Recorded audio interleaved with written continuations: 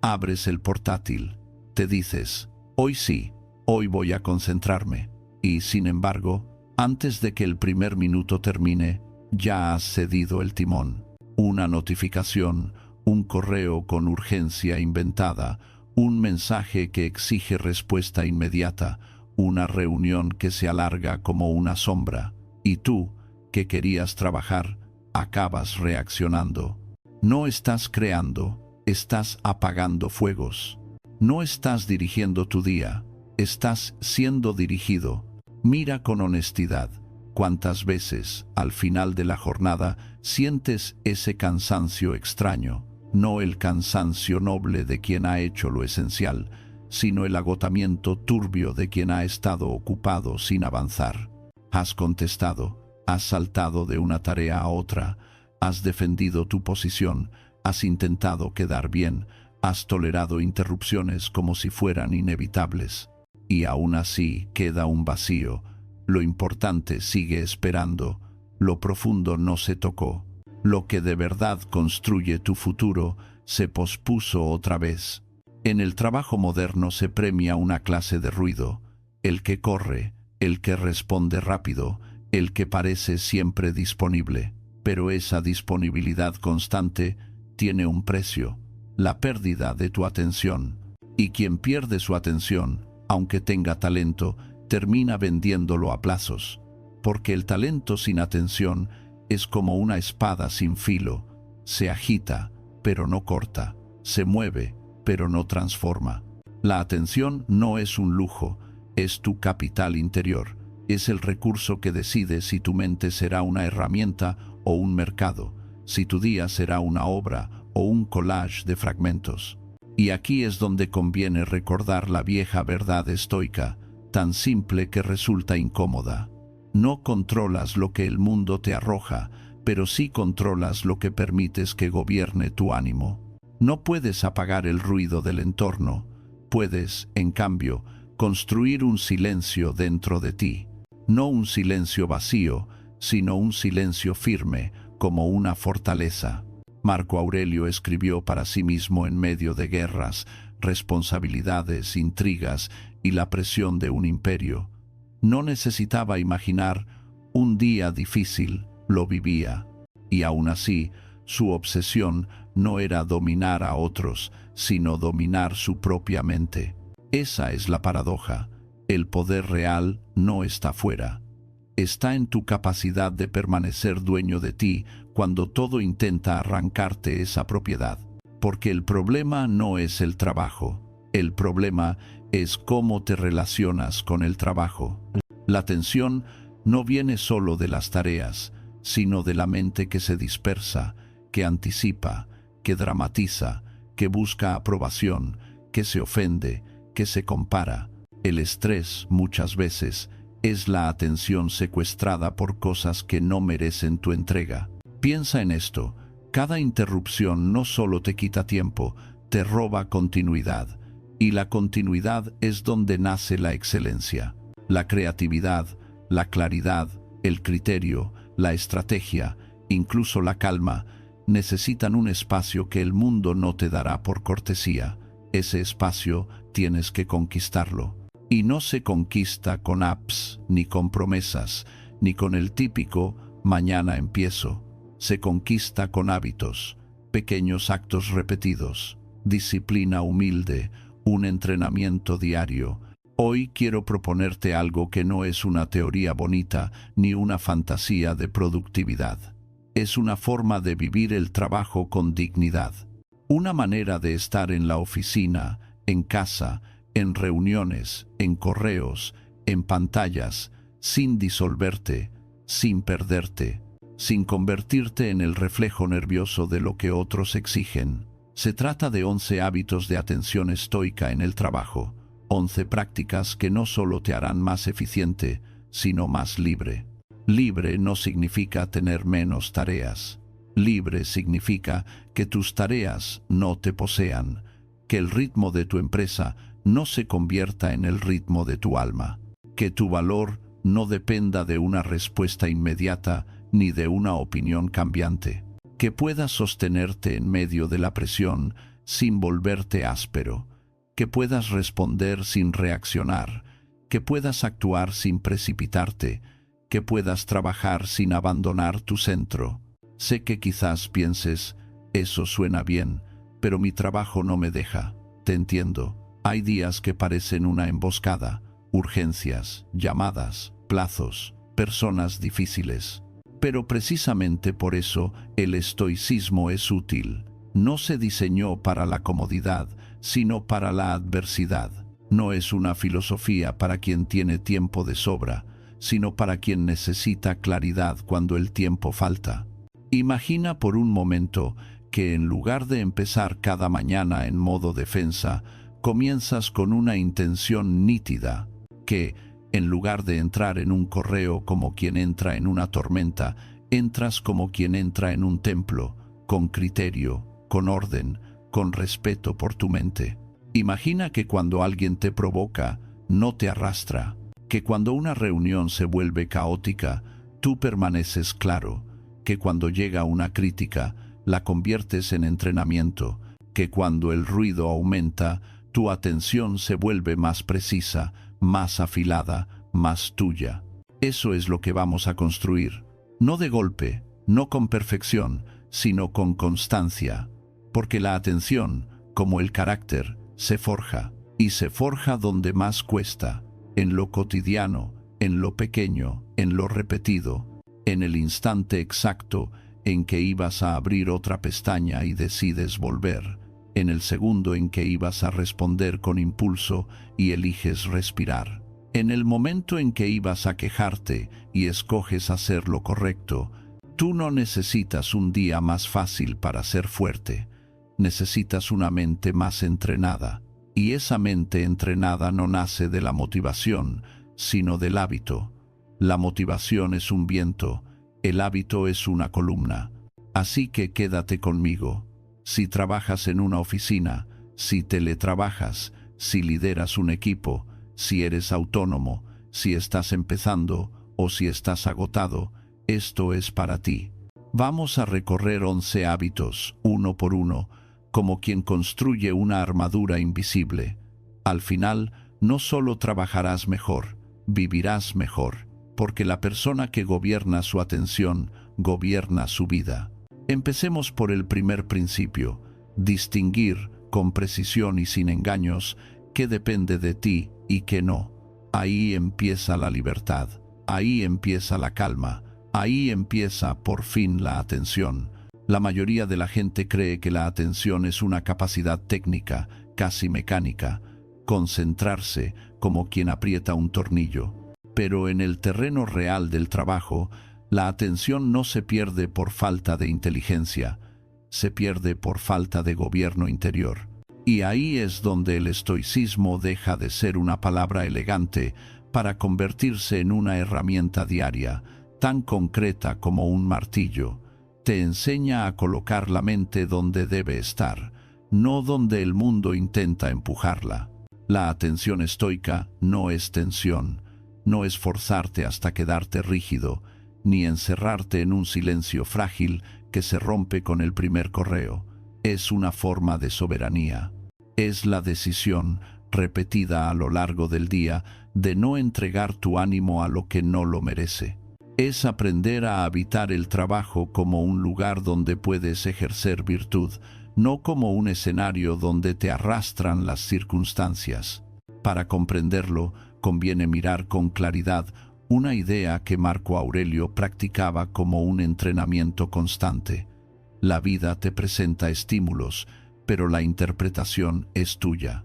Entre lo que sucede y lo que sientes existe un espacio. Ese espacio puede ser diminuto, casi invisible. Sin embargo, ahí está tu libertad. Y si entrenas ese espacio, entrenas tu atención. Porque la atención, en el fondo, es el arte de elegir dónde se posa tu mente, aun cuando tus emociones intenten secuestrarla. En el trabajo, casi todo te invita a salir de ti. Te empuja hacia afuera, hacia el qué dirán, hacia la comparación, hacia el miedo a quedar mal, hacia la necesidad de controlarlo todo. Y cuanto más te vuelcas fuera, más te desgastas. El estoico hace el movimiento inverso, recoge el ánimo y lo centra, no para volverse frío, sino para volverse útil, no para aislarse, sino para actuar con precisión. Aquí aparece el primer gran pilar: distinguir lo que depende de ti de lo que no depende de ti. Puede sonar simple, pero es una frontera que muy pocos respetan. Depende de ti tu preparación, tu esfuerzo, tu palabra, tu postura, tu ética, tu claridad. No depende de ti el humor de un cliente, el criterio de un superior, la reacción de un compañero, el giro del mercado, la injusticia ocasional. El error habitual es intentar controlar lo incontrolable y descuidar lo controlable. Entonces llega la ansiedad, no porque la vida sea dura, sino porque estás luchando en el frente equivocado. Cuando aprendes a hacer esa distinción, la atención se ordena, ya no se dispersa en mil fantasmas, se concentra en lo que sí puedes construir. El estoicismo no te promete que todo saldrá bien, te promete algo más valioso, que tú puedes estar bien, incluso cuando no todo salga como esperabas. Y esa estabilidad interior, lejos de volverte pasivo, te vuelve más eficaz, porque la mente calmada ve mejor, la mente que no se ofende con facilidad decide mejor, la mente que no corre detrás de la aprobación trabaja con más profundidad. El segundo pilar es entender que el trabajo, por sí mismo, no es el enemigo. El enemigo es la confusión de objetivos. Muchos viven la jornada como una sucesión de pruebas: demostrar valor, quedar por encima, no ser criticados, no parecer lentos, no perder estatus. Esa tensión constante no es trabajo, es teatro. Y el teatro agota.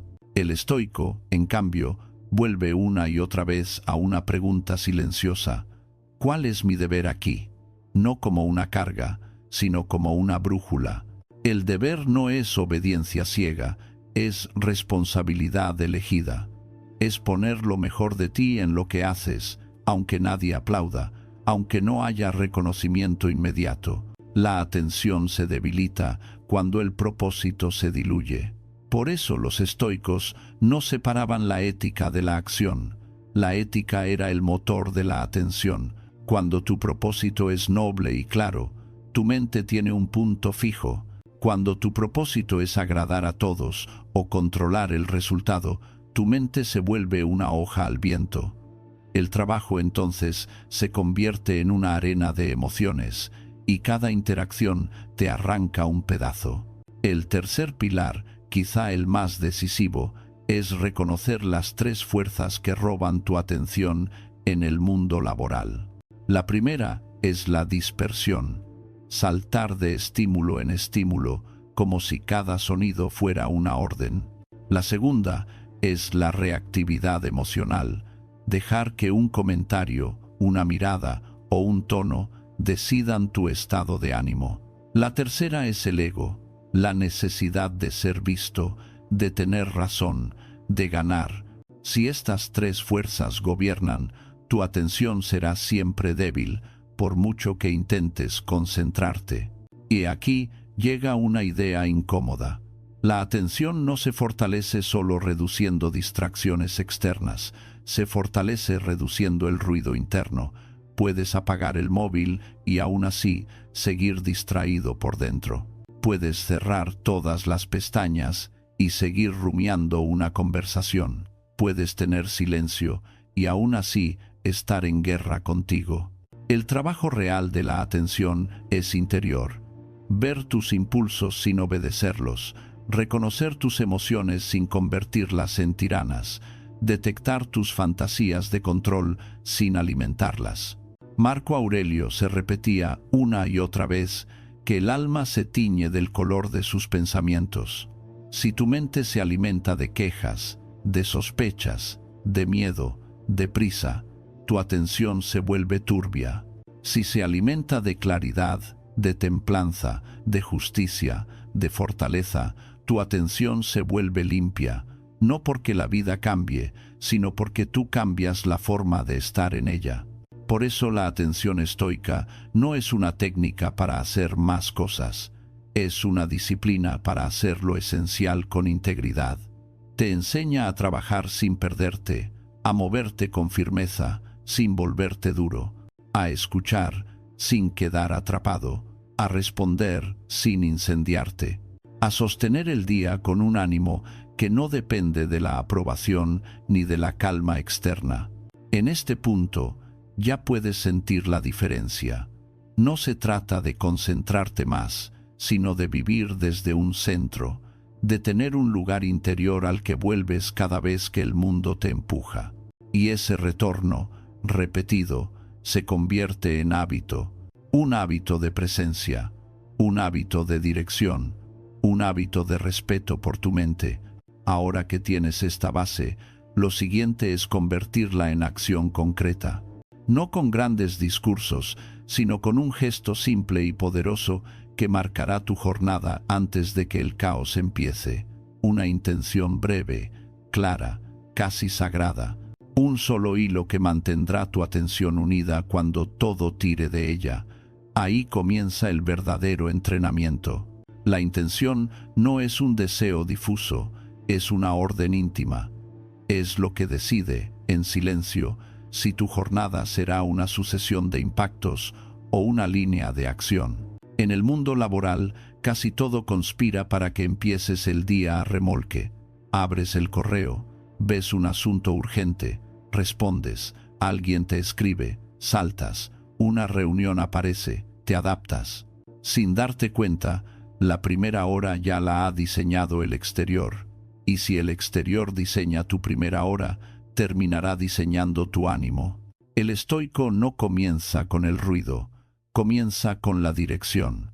Antes de entrar en el río de tareas, define cómo quiere nadar. No busca un día sin obstáculos, busca un día en el que su carácter no sea arrastrado. Marco Aurelio no necesitaba que el mundo se volviera amable para actuar con dignidad. Necesitaba, únicamente, recordarse quién quería ser en medio de lo inevitable. Ese recordatorio es la intención. Aquí está la primera práctica. Al empezar la jornada, escoge una sola cualidad que será tu forma de estar. No un objetivo externo, no un resultado, no un número, una cualidad. Serenidad, claridad, paciencia, firmeza, justicia, humildad, coraje. El trabajo puede cambiarte los planes, pero no debería cambiarte a ti. La cualidad elegida es tu punto fijo. Es el lugar al que vuelves cuando te dispersas. Es la brújula que te permite atravesar el día sin perder el norte. No hace falta un ritual largo. De hecho, cuanto más simple, más real. 30 segundos bastan, si son honestos. Imagina ese instante antes de abrir el correo, antes de entrar en el primer mensaje, antes de permitir que el mundo te toque. Dices por dentro, hoy mi forma será la calma, o hoy mi forma será la precisión, o hoy mi forma será la paciencia. Y lo dices no como una frase bonita, sino como un compromiso, porque esa elección tiene consecuencias. Te obligará a observarte. Te recordará que no estás ahí para reaccionar, sino para actuar. La intención funciona porque pone tu atención en un lugar superior al impulso. El impulso siempre grita, responde ya, defiéndete, demuestra, corre. La intención susurra, elige, ordena, espera, actúa con criterio. Y cuando el día se complica, ese susurro se convierte en una cuerda que te sostiene. No te salva del esfuerzo, pero te salva del caos. Ahora viene la segunda práctica, inseparable de la primera. Traducir la intención a una regla concreta de conducta. Si eliges serenidad, tu regla puede ser, pauso antes de contestar. Si eliges claridad, tu regla puede ser, una cosa a la vez, sin excusas. Si eliges justicia, tu regla puede ser, hablaré con respeto, incluso cuando no lo reciba. La intención sin reglas se queda en poesía, la regla la vuelve disciplina. Y aquí ocurre algo importante. Cuando te das una regla, te das un límite. Y el límite es la verdadera libertad. La gente cree que la libertad es hacer lo que quiera. En el trabajo, eso significa ser esclavo de cada estímulo. La libertad estoica es distinta. Es poder decir no por dentro, aunque por fuera sigas cumpliendo con tus responsabilidades. Es no entregarle tu mundo interior a lo que no lo merece. Hay una razón por la que esto es tan poderoso para la audiencia que vive en oficinas y pantallas. La mayoría de las decisiones del día no son grandes, son microscópicas. No son cambiar de trabajo o liderar un proyecto, sino responder ahora o respirar, mirar otra notificación o terminar esta frase, entrar en el chisme o volver al deber. Esas decisiones pequeñas, repetidas, fabrican tu destino laboral y tu paz mental. La intención del día convierte esas decisiones en un entrenamiento continuo. Ahora añade un tercer elemento, igual de esencial: elegir el foco principal del día. No una lista interminable, un foco, algo que si lo haces, justificará el día. La mente se rompe cuando intenta sostenerlo todo a la vez. El estoico, en cambio, simplifica. Hoy, esto es lo que importa. El resto será secundario, aunque también se haga. El foco principal no es una obsesión, es una jerarquía. Y la jerarquía es lo que protege tu atención de la tiranía de lo urgente. Fíjate en la diferencia. Lo urgente siempre se presenta como inevitable. Lo esencial casi siempre se presenta como cuando tenga tiempo.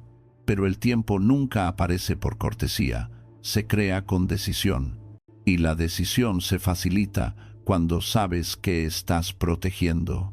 Ese foco principal es tu pieza de oro. Todo lo demás, por importante que parezca, debe acomodarse alrededor.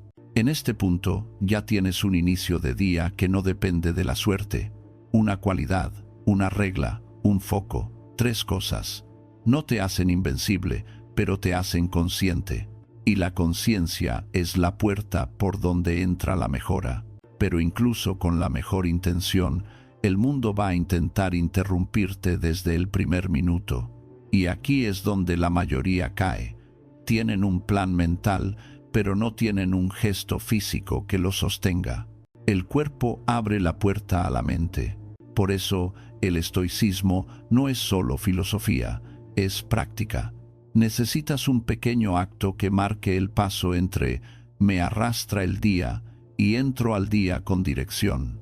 Ese acto es proteger el comienzo real del trabajo profundo, los minutos que determinan tu tono.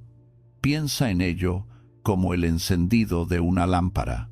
Si el encendido es torpe, la luz titila. Si el encendido es firme, la luz se estabiliza. Tu jornada también. No se trata de tener un mundo sin interrupciones. Se trata de empezar con un núcleo sólido, de darle a tu mente un ancla antes de soltarla en el mar. En la siguiente parte vamos a construir ese ancla con una práctica sencilla y sorprendentemente poderosa. El ritual de los primeros 5 minutos. No para hacer más, sino para entrar mejor. No para ganar rapidez, sino para ganar gobierno. Porque en el trabajo, quien domina el principio del día suele dominar el resto, y quien pierde el principio casi siempre pasa la jornada intentando recuperar lo que dejó escapar, su atención. Hay un momento que parece insignificante, y sin embargo decide más de lo que imaginas. El instante exacto en que pasas de estar presente a estar arrastrado. Suele ocurrir al principio, no cuando el día ya está en ruinas, sino cuando aún podría ser tuyo. Por eso los primeros minutos tienen un valor moral, no solo productivo. No se trata de empezar rápido, se trata de empezar recto, de entrar en el trabajo con dignidad interior, antes de que el ruido ponga su sello sobre tu mente. Los estoicos entendían algo que hoy, en la era de las pantallas, se ha vuelto todavía más urgente. La mente no se cae por un gran golpe, se rinde por pequeñas concesiones. No es una catástrofe lo que te roba la atención, sino la costumbre de abrir la puerta una y otra vez. Un correo solo para ver, una notificación, solo un segundo, una conversación, solo para estar al tanto.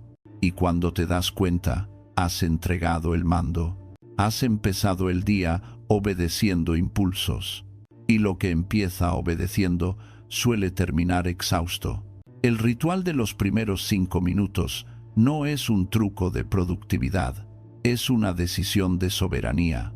Es decir, antes de que el mundo me pida, yo me ordeno. Es construir una muralla interior tan simple que cabe en la palma de la mano, pero tan firme que el caos tiene que golpear varias veces antes de entrar. Y aunque parezca pequeño, este ritual cambia la textura del día, como cambia un río cuando le pones un cauce. La primera parte del ritual es casi invisible, pero transforma el cuerpo, un minuto de respiración consciente, no como un gesto espiritual vacío, sino como un acto de mando. Cuando respiras con intención, le comunicas a tu sistema nervioso que no estás en peligro. Y cuando tu cuerpo deja de sentir peligro, tu mente recupera claridad. Inhalas y exhalas sin adornos, como quien afila una herramienta. No buscas relajarte, buscas estar disponible para lo que importa. La calma estoica no es dulzura, es estabilidad. En ese minuto, tu tarea no es pensar mejor, sino dejar de pensar por inercia. Dejas pasar el primer oleaje, observas el impulso de mirar la pantalla y lo dejas ir. Observas la prisa y no la sigues. Ese es el entrenamiento real, no el silencio perfecto, sino la capacidad de volver. Volver a ti, volver al centro, volver al gobierno. La segunda parte dura 2 minutos. Elegir la tarea esencial y nombrarla con precisión. No avanzar proyecto ni hacer informe, sino algo concreto y medible. Escribir el primer borrador del correo clave, terminar el análisis de este documento, preparar 3 puntos para la reunión. La atención se fortalece cuando el objetivo es claro, se debilita cuando es nebuloso. La mente no se entrega a lo vago, se entrega a lo específico. Este paso tiene un componente estoico profundo. Escoger lo esencial es una forma de justicia contigo mismo. Es admitir que tu energía es finita y que tu dignidad no consiste en hacerlo todo, sino en hacer lo correcto con integridad. No estás aquí para demostrar que eres una máquina, estás aquí para actuar con excelencia humana, y la excelencia humana empieza por la elección. La tercera parte ocupa los 2 minutos finales, convertir la tarea esencial en el primer paso ridículamente pequeño. El primer paso no debe ser hacerlo todo, sino comenzarlo sin fricción. Abrir el documento, escribir el título, enumerar los puntos, redactar la primera frase. El mundo se llena de gente capaz que fracasa por una razón simple: esperan sentirse listos. El estoico no espera sentirse listo, actúa con lo que tiene. La acción crea claridad, el movimiento crea energía, y el primer paso pequeño es la puerta por la que entra el trabajo profundo. Lo que estás haciendo con estos 5 minutos es algo más grande que una rutina. Estás cambiando el tipo de persona que eres en el trabajo. Dejas de ser alguien que entra a la jornada como quien entra a una tormenta y te conviertes en alguien que entra como quien entra a un oficio, con calma, con propósito, con respeto por la mente. Y aquí viene el detalle que la mayoría pasa por alto. Este ritual no funciona solo porque te organiza, funciona porque te protege. Protege tu atención del ataque más común y más cotidiano, la intromisión constante. El mundo laboral está construido para interrumpir reuniones sin necesidad, mensajes sin criterio, urgencias que nacen de la falta de planificación de otros. Si tú no pones una puerta, entrarás en el día como una casa sin cerradura. Y una casa sin cerradura no puede quejarse de que le roben. La protección no significa aislarte ni volverte inaccesible. Significa decidir, con respeto, cómo entra el mundo en tu mente. Significa no permitir que la agenda ajena se convierta en tu conciencia. Significa entender que la disponibilidad total es una forma de pobreza interior. Te dejas sin recursos para lo que exige profundidad. Cuando el ritual se vuelve hábito, ocurre un cambio silencioso. Empiezas a notar que las interrupciones ya no te destruyen con la misma facilidad. Siguen existiendo, pero tú vuelves más rápido. Recuperas el hilo con menos esfuerzo. Te ofendes menos. Te dispersas menos. Y, lo más importante, te respetas más. Porque hay una clase de autoestima que no viene de los elogios, sino de la consistencia. Saber que incluso en días difíciles, tú cumpliste con tu deber interior. En un entorno donde muchos viven apagando fuegos, quien protege sus primeros minutos se vuelve extraño y poderoso. No porque haga magia, sino porque hace lo que casi nadie se atreve: poner límites al caos. Eso, en la práctica, se traduce en un estilo de trabajo, un estilo de presencia, un estilo de liderazgo. Pero no te engañes, la mayor batalla por la atención no se libra solo con el tiempo, se libra con el temperamento. Puedes tener un ritual perfecto y aún así perderte en la primera interacción tensa. Una frase mal dicha, un tono áspero, una mirada que interpretas como desprecio. Ahí el cuerpo reacciona, el ego se levanta y tu atención se incendia. Por eso el siguiente paso es decisivo: aprender a introducir una pausa entre el estímulo y tu respuesta. Aprender a usar el silencio no como huida, sino como herramienta, porque en el trabajo, la persona que domina su reacción domina su destino, y el silencio, cuando es consciente, es el comienzo de esa dominación. En el trabajo, casi nunca te derrotan los problemas grandes, te derrotan los pequeños choques repetidos, un comentario que suena a desprecio, un correo con ironía, una interrupción que llega justo cuando por fin estabas entrando en profundidad, una reunión donde alguien quiere imponerse, una crítica lanzada sin cuidado. No son catástrofes, pero erosionan. Y lo más peligroso es que te erosionan por dentro, porque te invitan a reaccionar con prisa, con orgullo, con defensa, con miedo. Ahí se pierde la atención, no cuando hay mucho que hacer, sino cuando tu ánimo se vuelve una marioneta. El estoico no confunde rapidez con virtud. Entiende que una respuesta inmediata no siempre es una respuesta correcta, y por eso adopta una herramienta que, en apariencia, es simple, pero en realidad es un acto de poder: el silencio estratégico. No el silencio del que calla por timidez, ni el silencio del que se rinde, el silencio del que se gobierna, el silencio que crea espacio, el silencio que impide que el impulso firme por ti un contrato que luego pagarás con arrepentimiento. En un entorno donde todo empuja a contestar, a justificarte, a demostrar que sabes, el silencio consciente es una forma de resistencia. Te permite recuperar tu centro en medio de la tormenta social, que es una de las tormentas más difíciles porque ocurre delante de otros. Tu ego quiere reaccionar para proteger su imagen. Tu miedo quiere reaccionar para evitar conflicto. Tu orgullo quiere reaccionar para ganar. El silencio corta ese mecanismo, y cuando lo corta, la atención vuelve a su lugar natural, el presente y la acción correcta. Este hábito se construye con un gesto pequeño: la pausa de un latido. No necesitas desaparecer ni parecer distante. Solo necesitas detenerte el tiempo suficiente para escoger. Ese instante es tu frontera. Lo que hay antes es estímulo, lo que hay después es elección. Sin esa frontera, vives en automático. Con esa frontera, vuelves a ser dueño de ti. Imagina una escena común.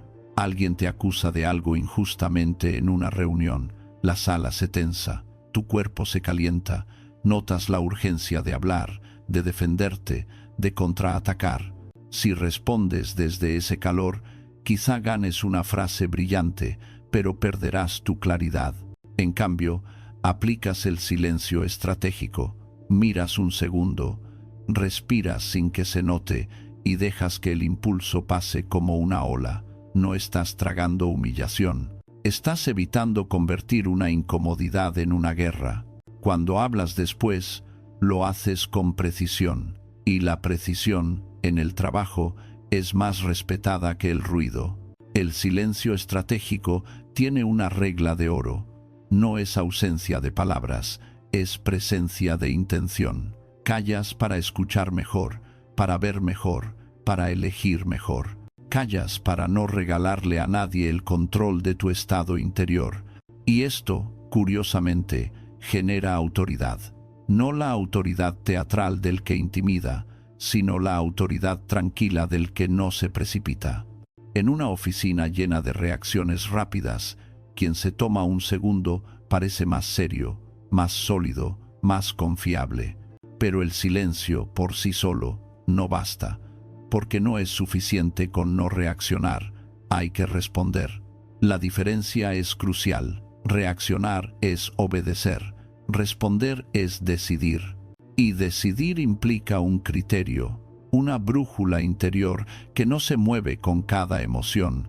Para responder con criterio, el estoicismo ofrece un procedimiento sencillo que puedes aplicar incluso en medio de la presión. Separar el hecho de la historia. El hecho es lo que ocurrió. Me han dicho que el informe está incompleto. Han cambiado el plazo. No me han incluido en la reunión. Han cuestionado mi propuesta. La historia es lo que tu mente añade. No me respetan. Quieren hundirme. Siempre me hacen esto. Soy un fracaso. La atención se pierde cuando confundes la historia con el hecho. La calma se recupera cuando vuelves al hecho. Cuando vuelves al hecho, aparece una pregunta que es puro, Marco Aurelio, aunque no la digas en voz alta. ¿Qué exige la virtud aquí? No, ¿qué me conviene? No, ¿cómo quedo? No, ¿cómo gano? Sino, ¿qué es lo correcto? Y lo correcto, casi siempre, se parece a la claridad, a la justicia, a la templanza, a la fortaleza. Si te critican, lo correcto puede ser pedir un ejemplo concreto y mejorar lo necesario, sin dramatizar. Si te provocan, lo correcto puede ser mantener el respeto y poner un límite limpio. Si te cambian condiciones, lo correcto puede ser renegociar con calma y exponer consecuencias, sin que tu tono se convierta en una amenaza. Si te excluyen, lo correcto puede ser preguntar con claridad qué información necesitas y asumir tu parte sin resentimiento. En todos los casos, lo correcto no es ser blando, es ser firme, sin ser tóxico. Es sostener tu dignidad sin convertirla en una espada. Hay un tipo de poder que en el trabajo se malinterpreta, el poder de la reacción. Mucha gente cree que si se muestra intensa, si responde con fuerza, si se indigna, entonces no se deja pisar. Pero ese poder es frágil porque depende de la emoción. Y la emoción cambia. El estoico busca un poder más estable, el poder de la coherencia. Ser coherente en tu forma de responder, aunque el entorno sea incoherente. Esa coherencia se convierte con el tiempo en reputación. Y una reputación de calma y claridad abre puertas que la agresividad nunca abre.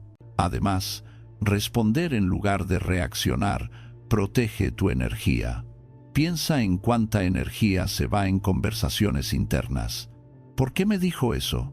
¿Qué quiso insinuar? Y si piensan que es un teatro silencioso que consume la atención como fuego lento, el estoico corta ese teatro con una decisión. No alimentaré interpretaciones que no puedo probar. No es ingenuidad, es higiene mental. Es negarte a vivir en un tribunal imaginario donde tú eres juez y acusado a la vez. Este hábito también cambia tu manera de comunicar. Empiezas a hablar más desde el propósito que desde la emoción. En lugar de defenderte con excusas, aportas hechos. En lugar de atacar con ironía, pides claridad. En lugar de reaccionar con sarcasmo, explicas límites. En lugar de elevar el tono, elevas el criterio. Y eso, con el tiempo, transforma tu entorno, porque la calma es contagiosa. No siempre, no con todos. Pero incluso cuando nadie la copia, tú ya has ganado lo más difícil, no perderte. Y hay otra ganancia silenciosa. Cuando aprendes a pausar y responder, tu atención se vuelve más profunda en todo lo demás, porque dejas de estar en alerta emocional constante. Tu mente ya no se queda pegada a la última fricción. Vuelves antes al trabajo real, recuperas el hilo con rapidez. Y ese retorno es oro. Ahí nace el rendimiento, pero también la paz. Sin embargo, el mundo laboral no solo te ataca con conflictos, te ataca con dispersión. No siempre te distrae una emoción fuerte. A veces te distrae lo pequeño, lo frecuente, lo aparentemente inocente. La próxima batalla no será contra una provocación, sino contra la fragmentación. Y para eso necesitarás una disciplina aún más directa.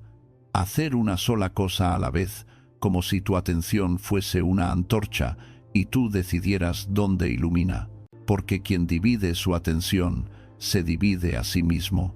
Y en el trabajo, una persona dividida nunca llega a lo esencial. Hay una trampa que el trabajo moderno ha normalizado hasta parecer virtud: la fragmentación. Se llama multitarea, se viste de eficiencia, presume de rapidez y en realidad es una forma elegante de dispersión. La mente humana no se hizo para sostener 10 hilos con la misma calidad, se hizo para elegir uno, tensarlo y llevarlo hasta el final. Cuando intentas hacerlo todo a la vez, no multiplicas tu capacidad, la divides. Y una capacidad dividida produce resultados divididos. Más errores, más cansancio, menos profundidad, menos criterio. El estoicismo, que siempre fue un arte de lo esencial, lo diría sin adornos: si no gobiernas tu atención, alguien la gobernará por ti. Y la forma más común de perder ese gobierno no es el conflicto abierto, sino la dispersión continua. No es una batalla dramática, es una pérdida lenta, un salto de pestaña, un vistazo al chat, una interrupción mínima, una respuesta rápida para quitármelo de encima. Cada salto parece pequeño, pero suma una vida mental hecha de retales. Y con el tiempo, esa vida mental se siente como un cansancio permanente que ni el descanso cura del todo, porque no es fatiga del cuerpo, es fatiga de la atención. La atención, cuando se fragmenta, se vuelve superficial, y lo superficial no es solo una cuestión de calidad del trabajo, es una cuestión de carácter.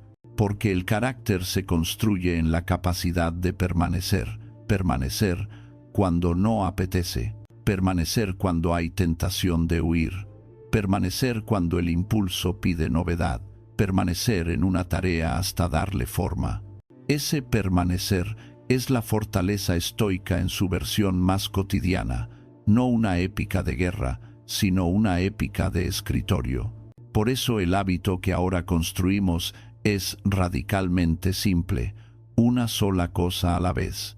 No como una regla rígida para parecer productivo, sino como una disciplina moral para recuperar tu dignidad interior. Cuando haces una cosa a la vez, dices: mi mente no está en venta. Dices: No voy a vivir reaccionando. Dices, me comprometo con lo que tengo delante. Ese compromiso te devuelve una sensación perdida, continuidad. Y la continuidad es donde nace el trabajo que realmente vale. No confundas esto con lentitud. La gente fragmentada parece rápida porque se mueve mucho, pero la velocidad real no se mide por el movimiento, se mide por la entrega. Una mente que no se dispersa termina antes y termina mejor, porque el tiempo no solo se pierde en la interrupción, se pierde en el regreso. Cada vez que saltas a otra cosa, tu mente paga un peaje para volver. Te cuesta retomar el contexto, recordar dónde estabas, recuperar el ritmo. Ese peaje, repetido, puede comerse horas sin que lo notes. Al final del día, no estás agotado por el trabajo, sino por la cantidad de veces que tu mente tuvo que arrancar de nuevo. El estoico evita ese desperdicio no por obsesión con el rendimiento, sino por respeto a su energía. Tu energía es finita, tu claridad también, y si las gastas en saltos constantes, ¿qué te queda para lo importante, para lo profundo, para lo que de verdad te hace crecer? Practicar una sola cosa a la vez empieza con una elección concreta, definir un bloque de atención. Puede ser breve, 20 minutos pueden ser suficientes para entrenar. Lo esencial no es la duración, sino la calidad del compromiso. Durante ese bloque, tu tarea es estar con una sola cosa como si fuese tu deber, no como si fuera agradable, no como si fuera fácil, como si fuese tu deber. Esa es la diferencia. El deber te libera de la tiranía del estado de ánimo. El estoico no trabaja solo cuando le sale, trabaja cuando es correcto hacerlo. Y cuando el impulso aparece, porque aparecerá, no lo tratas como una orden, lo tratas como un fenómeno. Tengo ganas de mirar el móvil. Bien, me inquieta ese mensaje. Bien, me apetece cambiar de tarea. Bien, observas el impulso como observarías una nube que pasa. No eres la nube, eres el cielo, y el cielo no corre, el cielo permanece. Ese es el entrenamiento invisible, el que nadie te aplaude, pero que te cambia por dentro. Ahora entra el segundo hábito de esta parte, el complemento necesario, cortar el ruido con inteligencia. No se trata de aislarte del mundo, sino de administrar las puertas por donde el mundo entra. Piensa en tu atención como un edificio con entradas. Si todas las puertas están abiertas, el edificio no es un lugar de trabajo, es una plaza. Y una plaza no produce profundidad, una plaza produce ruido. La mayoría no se da cuenta de cuántas puertas deja abiertas. Bandeja de entrada a la vista, chat con notificaciones, teléfono encima de la mesa, pestañas en el navegador como ventanas sin cortinas. Y luego se pregunta por qué se distrae. Es como intentar leer en un bar lleno de música y culparte por no concentrarte. No es solo voluntad, es entorno. Y el estoicismo, aunque habla de interioridad, no desprecia el entorno, lo ordena para servir a la virtud. El corte inteligente empieza por una idea simple: no todo merece entrar ahora. Algunas cosas serán importantes, pero no urgentes. Otras serán urgentes, pero no importantes. Otras serán ruido puro, disfrazado de información. Tu tarea es poner un filtro, un guardián en la puerta, no para volverte inaccesible, sino para proteger el recurso que hace posible tu valor, la atención. Ese guardián puede ser una regla concreta: revisar el correo en momentos definidos, no cada 5 minutos. Silenciar notificaciones que no sean críticas, cerrar pestañas que no estén relacionadas con tu foco, dejar el móvil fuera de la vista cuando entras en trabajo profundo.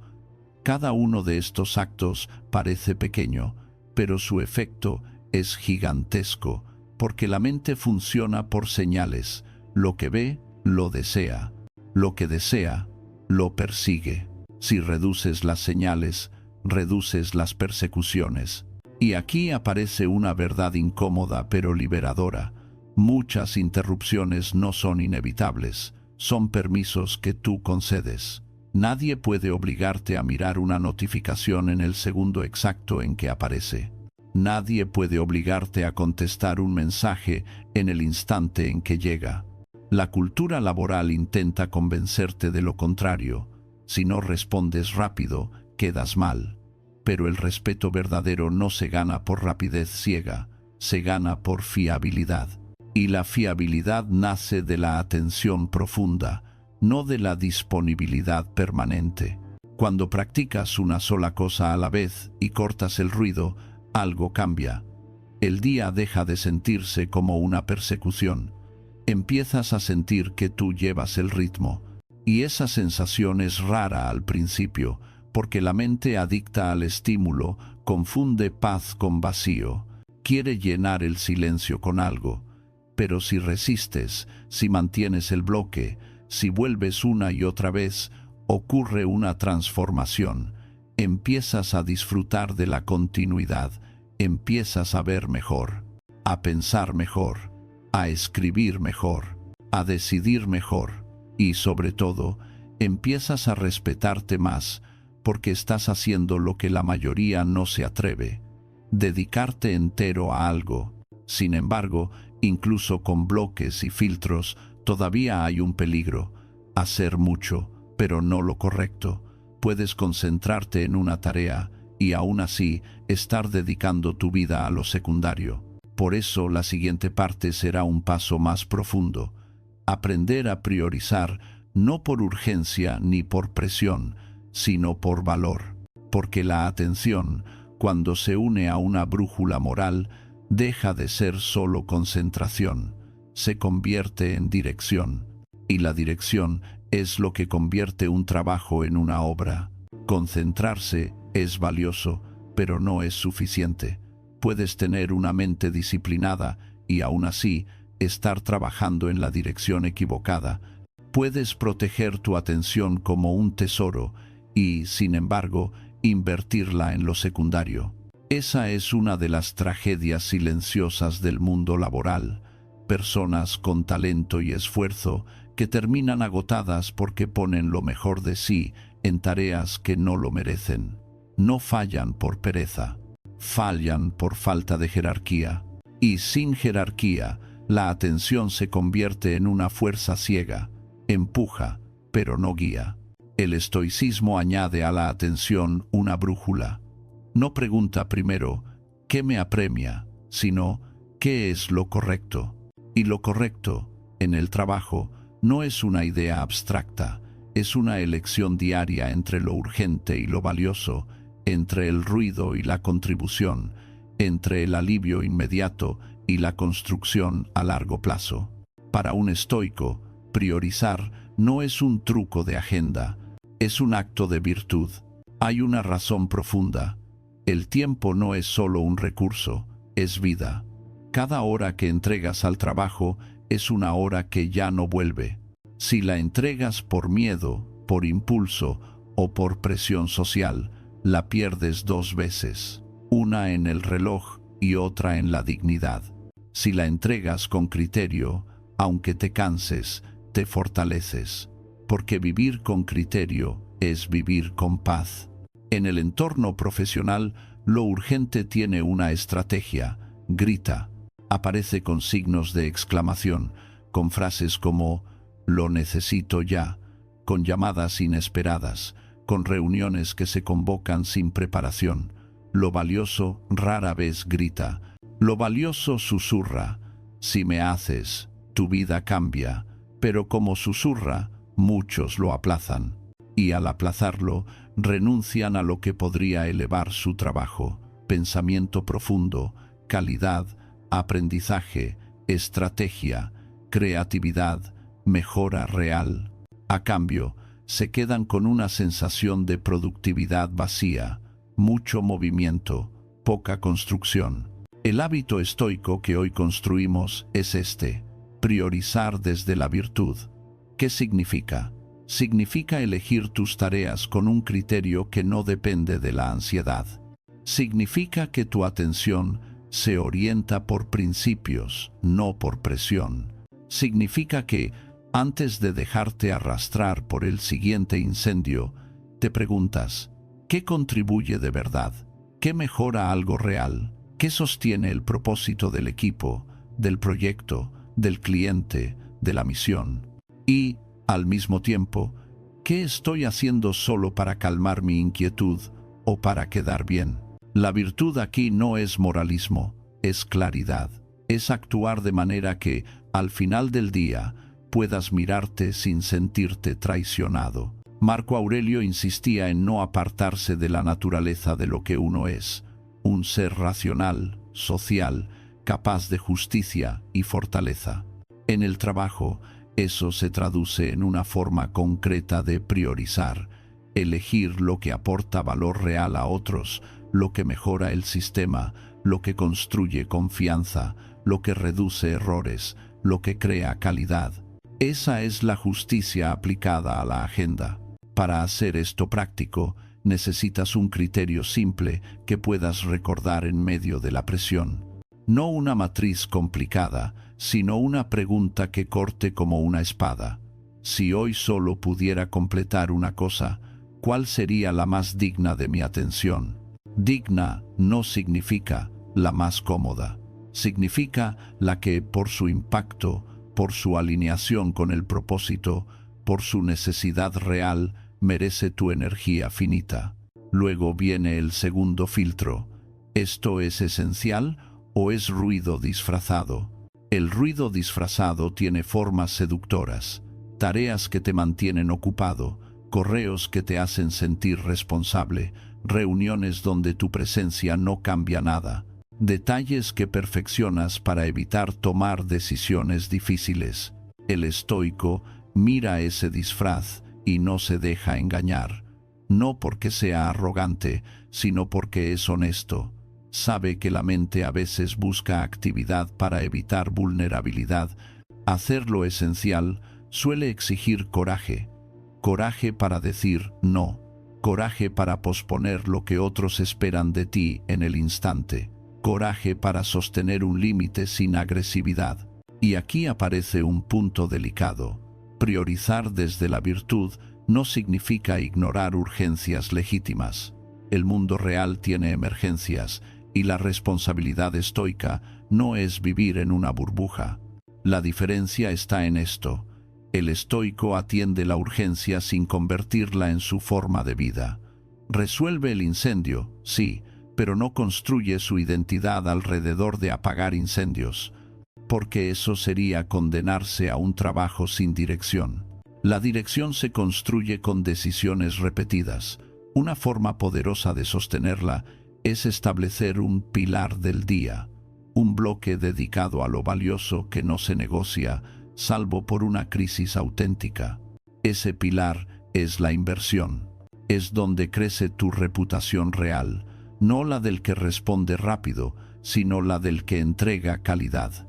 En ese bloque, tu mente trabaja en lo que cambia el tablero, la mejora del proceso, la solución profunda, la estrategia, el aprendizaje, el trabajo que otros notarán no por el espectáculo, sino por el resultado.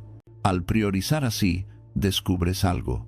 Gran parte de la presión que sientes no viene del volumen de tareas, sino de la ausencia de decisiones claras.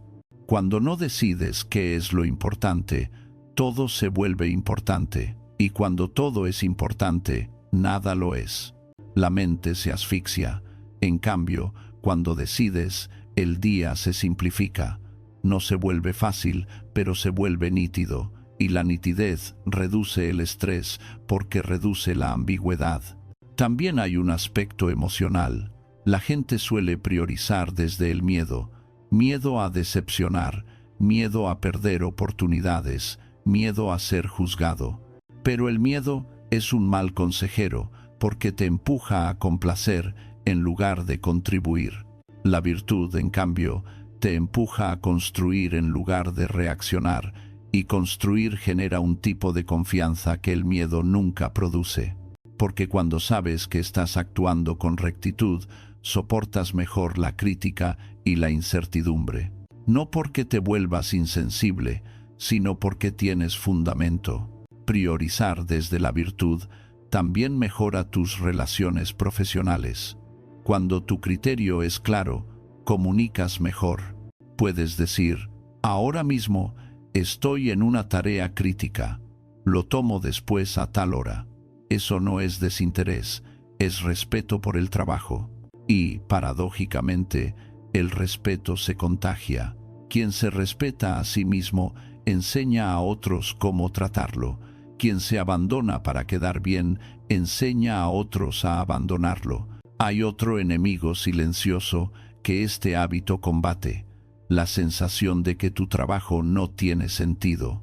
Muchas personas no están quemadas por trabajar mucho, sino por trabajar en lo que no les importa. Cuando reordenas tu atención hacia lo que aporta valor, recuperas significado, y el significado es combustible limpio. No te hace invencible, pero te hace resistente. Sin embargo, incluso con buena prioridad, existe un peligro: el ego. Puedes escoger lo esencial y aún así hacerlo desde la necesidad de demostrar, de ganar reconocimiento, de tener razón. Y cuando el ego toma el volante, la atención se contamina, se vuelve ansiosa, competitiva, rígida. Por eso el siguiente paso será refinar tu brújula con una virtud que muchos confunden con debilidad, pero que en realidad es fuerza pura: la humildad activa. No la humildad de agachar la cabeza, sino la humildad de servir a la verdad y al trabajo por encima del orgullo. Porque una mente humilde ve más, aprende más, y, precisamente por eso, avanza más lejos. Cuando la atención se vuelve estable y la prioridad se vuelve clara, aparece un enemigo más fino, más difícil de detectar, porque se disfraza de ambición, de profesionalidad, incluso de autoexigencia: el ego. El ego quiere que el trabajo no sea solo trabajo, sino escenario. Quiere que cada reunión sea un juicio, que cada comentario sea una amenaza, que cada desacuerdo sea un duelo. Y en ese escenario, la atención se contamina. Ya no miras para comprender, miras para defenderte. Ya no escuchas para aprender, escuchas para responder.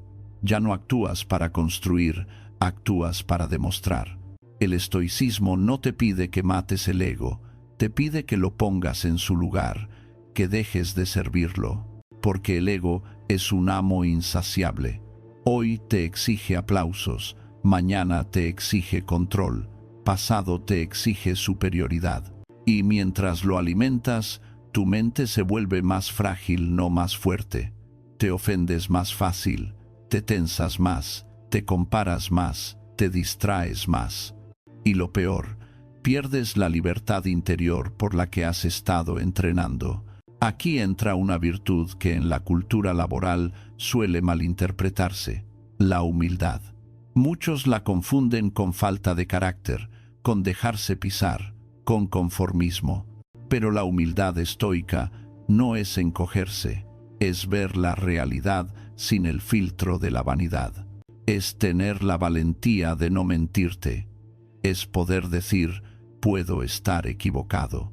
Y esa frase, bien entendida, es una de las más poderosas del trabajo, porque abre la puerta a la mejora real.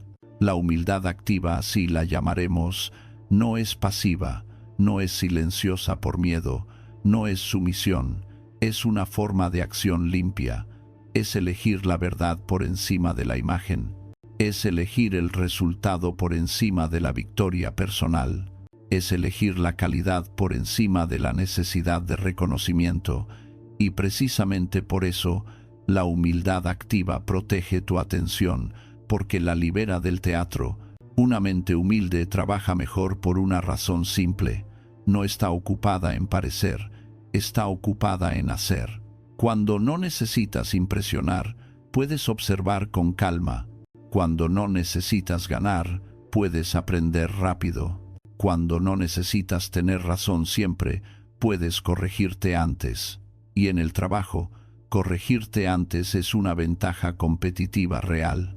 Piensa en cuánta energía se desperdicia intentando quedar bien, ajustar palabras, medir reacciones, anticipar opiniones, defender una postura solo para no perder estatus. Esa energía es atención robada. Y la atención robada no vuelve. Se convierte en cansancio, en irritación, en cinismo. La humildad activa corta ese drenaje. Te permite ser directo sin ser brutal, firme sin ser altivo, seguro sin ser rígido. ¿Cómo se practica en lo cotidiano? Empieza por un gesto interior. Cambiar el objetivo secreto de tus interacciones. En lugar de entrar a una reunión con «quiero que vean que sé», entras con «quiero que el equipo avance». En lugar de escribir un correo con «quiero demostrar que tengo razón», escribes con «quiero aclarar para resolver». Este cambio es invisible para otros, pero lo cambia todo para ti. Porque cuando tu objetivo es el avance, tu atención se orienta a lo útil.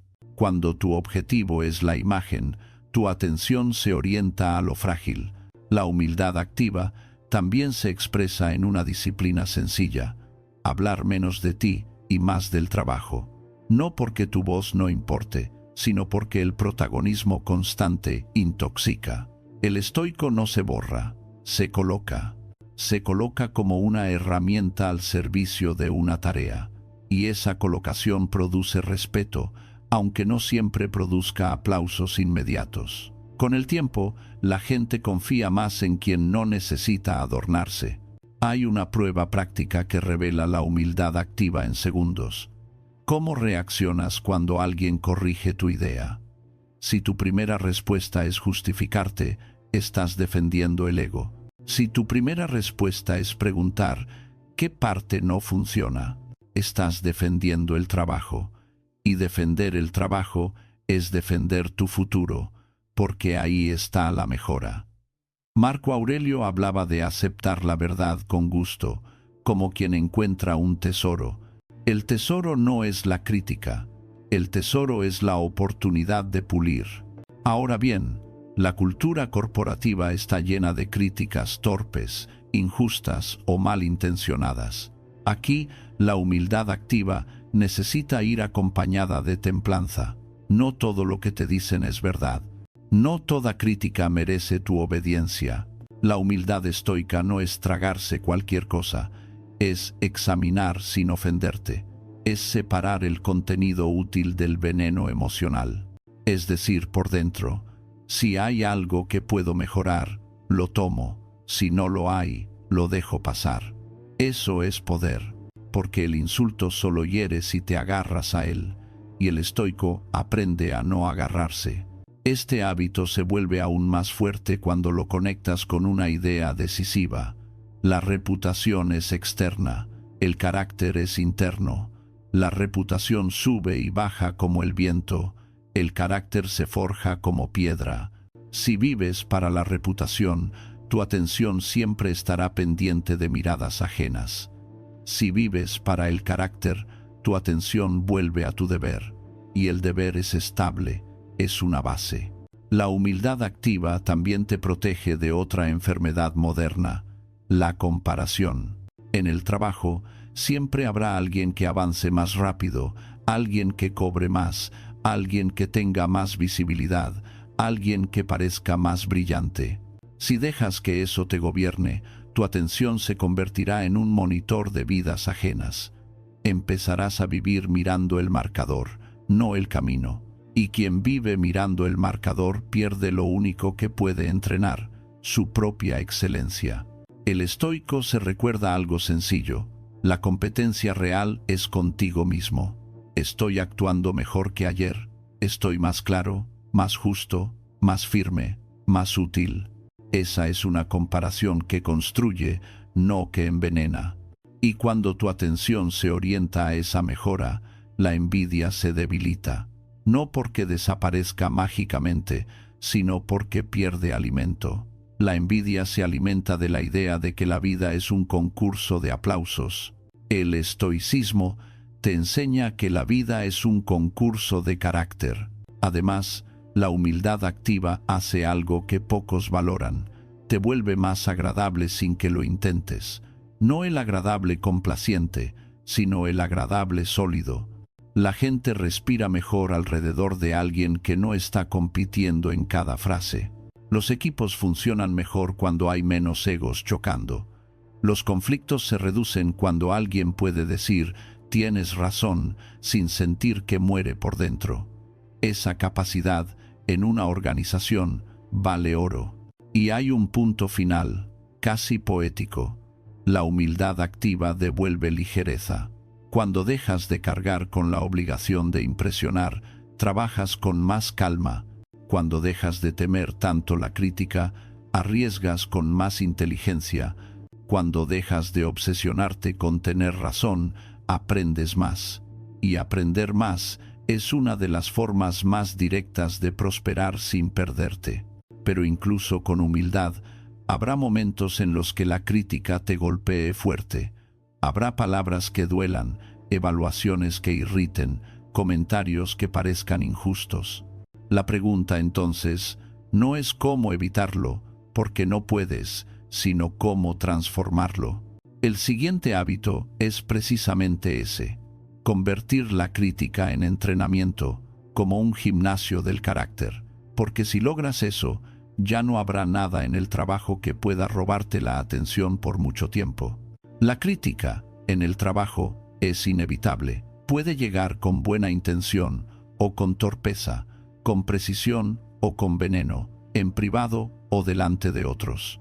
Puede ser un correo seco, una evaluación fría, una frase lanzada al pasar: «esto no está bien, no era lo que esperaba, te falta visión, no has estado a la altura». Y aunque tu mente quiera fingir que no importa, tu cuerpo lo siente. Algo se aprieta en el pecho, el orgullo se despierta, la historia interna empieza a correr. No valoran lo que hago, me están atacando, tengo que defenderme. Aquí hay una verdad que pocos aceptan.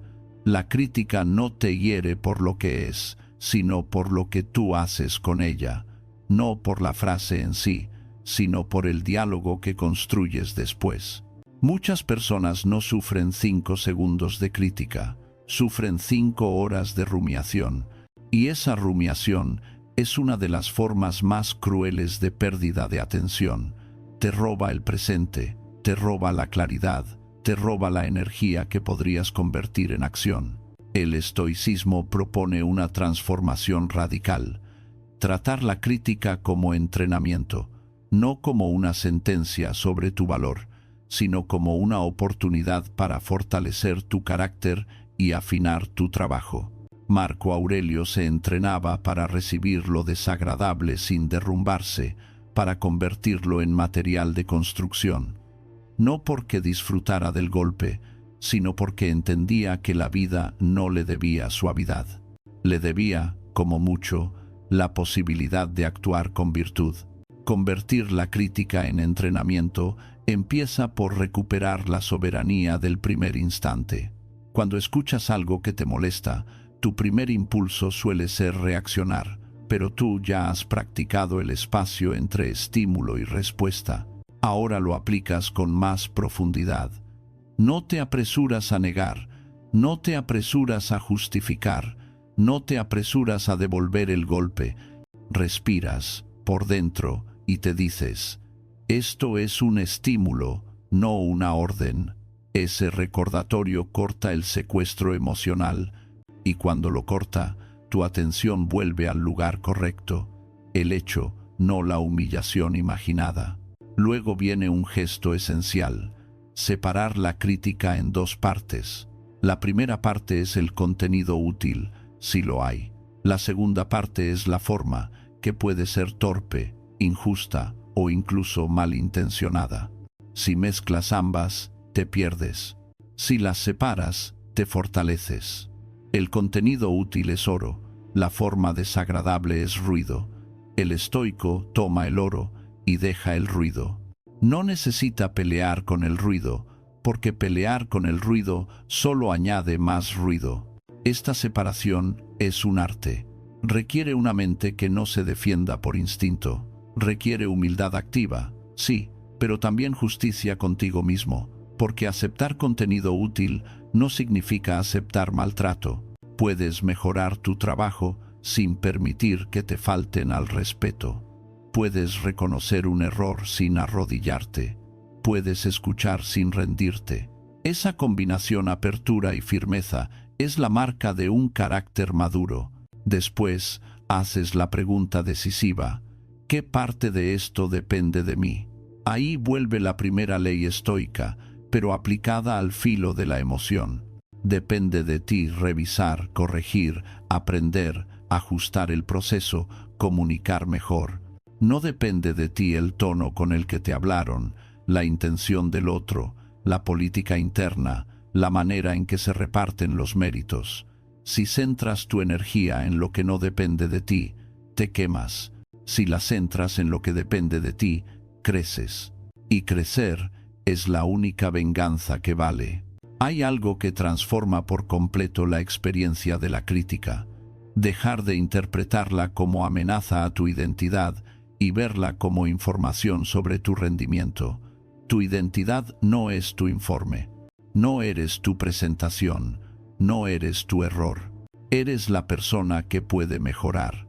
Y esa persona no se define por un momento, sino por una dirección. Para sostener esta actitud, el estoico entrena una frase interior que parece simple, pero que cambia el juego.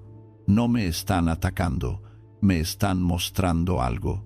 A veces lo que muestran es una verdad. A veces muestran su propia confusión o su ego. En ambos casos hay aprendizaje. Si es una verdad, mejoras. Si es su ego, entrenas paciencia y límites. En lugar de perder atención, la recuperas. En lugar de quedarte pegado al golpe, te mueves con intención. También ayuda a recordar que, en el trabajo, la mayoría de la gente habla desde su presión, no desde tu valor. Un jefe que viene cargado por arriba puede sonar injusto. Un compañero que compite puede sonar mordaz. Un cliente frustrado puede sonar desproporcionado. Esto no excusa lo incorrecto, pero explica el contexto. Y entender el contexto reduce el veneno emocional. Cuando reduces el veneno, la atención se libera. Ahora, convertir crítica en entrenamiento no se queda en el momento. Se completa con una acción pequeña, concreta, casi quirúrgica, una mejora específica como respuesta. No un gran plan, no una promesa vacía, sino un ajuste visible. Clarificar una estructura, revisar un detalle, proponer un proceso, pedir criterios claros, documentar un acuerdo. Ese gesto te devuelve poder, te saca del papel de víctima y te pone en el papel de artesano. Y el artesano, incluso cuando recibe corrección, no se humilla, se perfecciona. Hay otro tipo de crítica que no viene en palabras, sino en omisiones. No te invitan, no te consultan, no te dan feedback, no te reconocen. Eso también hiere, porque activa la misma historia interna. No importo. El estoico trata esa omisión con el mismo método. ¿Qué depende de mí? Depende de mí aportar claridad, pedir información con calma, demostrar fiabilidad, construir valor visible. No depende de mí que otros tengan la sensibilidad de reconocerlo. Si buscas reconocimiento como alimento, vivirás con hambre. Si buscas carácter como alimento, vivirás con fundamento. Aún así, hay situaciones en las que la crítica es injusta y si la aceptas sin límites, te dañará. Aquí el estoicismo no te pide resignación, te pide virtud. Y la virtud incluye la valentía de poner límites. Poner límites no es gritar, es hablar con claridad y respeto. Necesito ejemplos concretos. Hablemos de criterios. Estoy dispuesto a corregir, pero no con este tono. Para mejorar esto, requiero tal información. Esa forma de límite no incendia, ordena. Y ordenar es el objetivo. Con el tiempo, esta práctica hace algo extraordinario. Te vuelve casi inmune a la crítica inútil y extremadamente receptivo a la crítica valiosa. Esa combinación te convierte en alguien difícil de manipular y fácil de mejorar. Difícil de manipular porque no reaccionas con facilidad. Fácil de mejorar porque no te aferras al orgullo. Esa es una forma de libertad profesional. Pero hay un paso todavía más alto, porque aunque domines la crítica, aunque aprendas, aunque pongas límites, el trabajo seguirá teniendo un poder: hacerte olvidar la escala real de las cosas. Puede hacerte creer que todo es vida o muerte, que cada error es el fin, que cada reunión es un juicio definitivo, y esa ilusión crea prisa, ansiedad y tensión constante. Para romper esa ilusión, el estoicismo ofrece una perspectiva que reduce el peso sin negar la responsabilidad, recordar la finitud, no como un pensamiento sombrío, sino como una limpieza mental, memento mori. No para asustarte, sino para devolverte la proporción.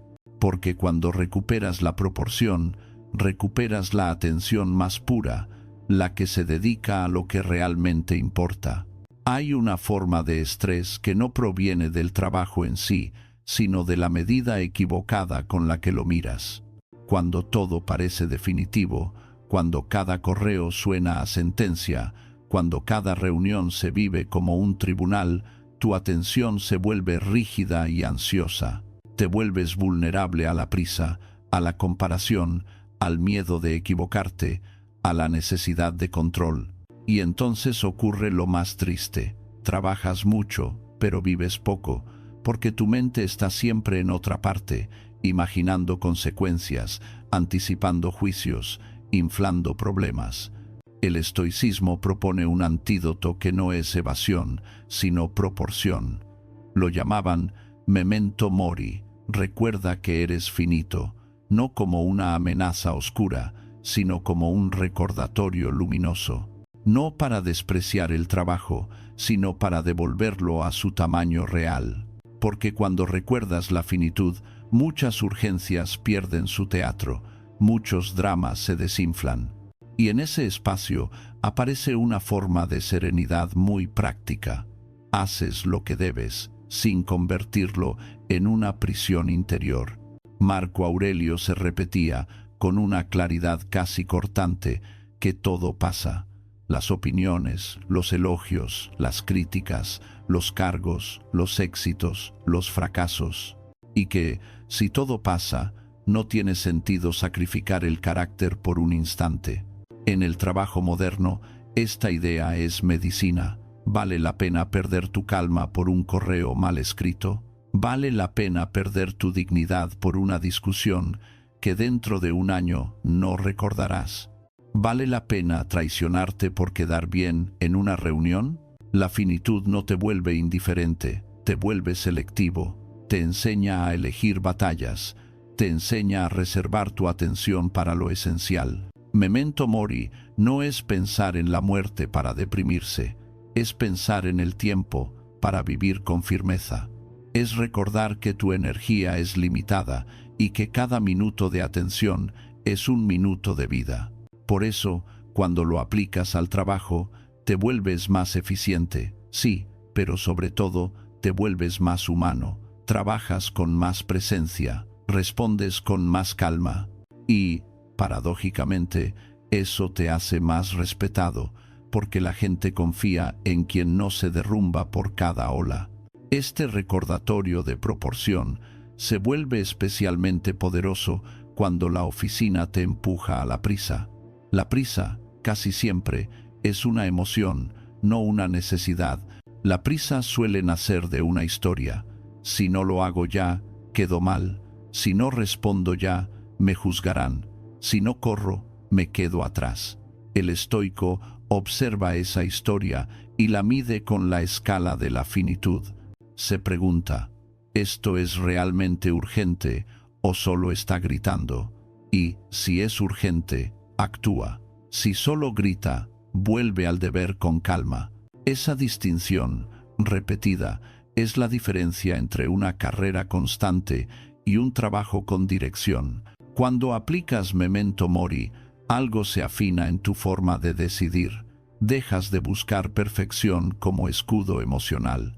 Mucha gente persigue la perfección no por amor a la calidad, sino por miedo a la crítica. Eso roba atención, porque convierte cada tarea en un campo minado. El estoico, en cambio, busca excelencia, que es distinta. Dar lo mejor posible con los recursos reales y aceptar que siempre habrá margen de mejora. La excelencia tiene serenidad, la perfección tiene ansiedad. Esta perspectiva también te libera de una obsesión típica, el control absoluto. En el trabajo, el control total es una fantasía. Dependes de equipos, de plazos, de decisiones ajenas, de factores externos. Si tu paz depende de controlar todo, vivirás en tensión permanente. Memento Mori te recuerda que la vida ya es incierta por naturaleza. Pretender que el trabajo sea un lugar de certeza total es exigirle al mundo lo que nunca prometió. El estoico no renuncia a planificar, renuncia a la ilusión de que su valor depende del resultado perfecto. Hace lo que toca con virtud y acepta lo que viene con fortaleza. Ahora bien, la finitud no solo reduce el drama, también eleva el significado. Cuando recuerdas que el tiempo es limitado, empiezas a preguntarte, ¿qué tipo de persona estoy siendo aquí? Esa pregunta es el núcleo de todo lo que hemos construido, no solo hábitos de atención, sino hábitos de carácter, porque al final, tu carrera no se define solo por proyectos, sino por cómo trataste a otros, cómo te trataste a ti, qué elegiste cuando nadie miraba, cómo respondiste cuando era fácil ser peor. Y aquí llega el cierre práctico, convertir todo este viaje en un plan vivo, aplicable, sin mística ni rigidez. No necesitas memorizar 11 hábitos como una lista para recitar. Necesitas convertirlos en un sistema simple de entrenamiento diario, como quien entrena el cuerpo con rutinas. La mente también se entrena. Imagina un recorrido de 7 días, un reinicio sobrio. El primer día te centras en distinguir lo que depende de ti y en elegir una intención breve antes de abrir el correo. El segundo día, proteges los 5 minutos iniciales como si fueran un acto de respeto personal. El tercero, entrenas el silencio estratégico y la respuesta consciente en una interacción difícil, aunque sea pequeña. El cuarto, te comprometes con una sola cosa a la vez durante un bloque corto y sientes la diferencia. El quinto, colocas un guardián en tus puertas, cortas notificaciones, reduces entradas, decides cuándo entra el ruido. El sexto, priorizas desde la virtud. Eliges una tarea digna y la cumples aunque haya presión. El séptimo, practicas humildad activa. Escuchas una crítica sin teatralizarla y extraes un ajuste concreto. Y cada día, al cerrar el ordenador, aplicas Memento Mori. Esto fue una parte de mi vida. ¿La viví con dignidad?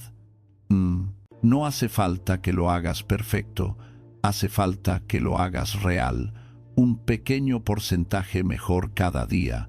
La constancia es lo que vuelve invencible a un hábito. Y con el tiempo, notarás algo que nadie te podrá quitar. Tu mente se vuelve más tuya. Tus días se vuelven más tuyos. El trabajo deja de ser un lugar donde te pierdes y se convierte en un lugar donde te ejercitas. Porque la atención, cuando está entrenada, no solo produce resultados, produce libertad. Te permite estar en medio del ruido sin volverte ruido. Te permite atravesar la presión sin volverte presión. Te permite vivir en una empresa, en un equipo, en un mercado, sin vender tu alma a plazos. Si algo quieres llevarte de todo esto, que sea una imagen simple. Tu mente es una antorcha. El mundo intentará moverla. Tú decides dónde ilumina. Ilumina lo esencial, ilumina lo justo, ilumina lo que construye. Y cuando sientas que todo tiembla, Recuerda la finitud no para rendirte, sino para respirar y elegir. En esa elección está tu poder, en esa elección está tu paz, en esa elección por fin está tu vida.